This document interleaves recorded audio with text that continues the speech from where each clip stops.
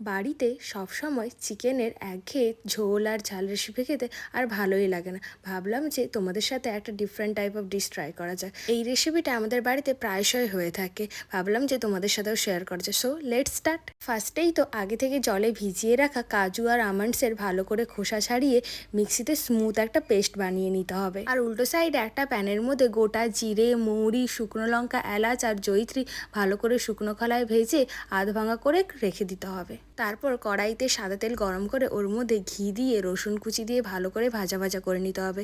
রসুনটা যখন ভাজা ভাজা হয়ে আসবে ওর মধ্যে পেঁয়াজ কুচি দিয়ে অনেকক্ষণ ধরে ভাজা করে নিয়ে ওর মধ্যে গ্রেট করে রাখা আদা আর কাঁচা লঙ্কা দিয়ে ভালো করে নাড়াচাড়া করে নিতে হবে। ভালো করে নাড়াচাড়া করে নেওয়ার পরে ওর মধ্যে সমস্ত চিকেনের পিসগুলো দিয়ে আর ওপর থেকে স্বাদ মতো লবণ ছড়িয়ে 10 থেকে 15 মিনিট ধরে চিকেনটাকে ভালো করে ভাজা করে নিতে হবে। চিকেনটা যখন ভালোভাবে ভাজা হয়ে আসবে ওপর থেকে কাজু আর আমন্ডসের পেস্ট আর টক দই ছড়িয়ে আর মশলা ধোয়া বাটির জল দিয়ে ঢেকে 20-25 মিনিট রেখে দিতে হবে। 15-20 মিনিট পরে ঢাকা খুলে ভালো করে নাড়াচাড়া করে ওর মধ্যে আগে থেকে বানিয়ে রাখা মশলাটা দিয়ে ভালো করে নাড়াচাড়া করে নিতে হবে।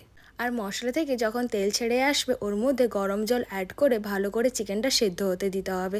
আর চিকেনটা যখন ভালোভাবে সেদ্ধ হয়ে আসবে ওপর থেকে কাসুরি মেথি আর গরম মশলা ছড়িয়ে একটু নাড়াচাড়া করে ওপর থেকে ফ্রেশ ক্রিম আর ধনেপাতা কুচি ছড়িয়ে ভালো করে নাড়াচাড়া করে নামানোর কিছুক্ষণ আগে ওপর থেকে গরম মশলা গুঁড়ো ছড়িয়ে গরম গরম সার্ভ করো চিকেন মহারানি।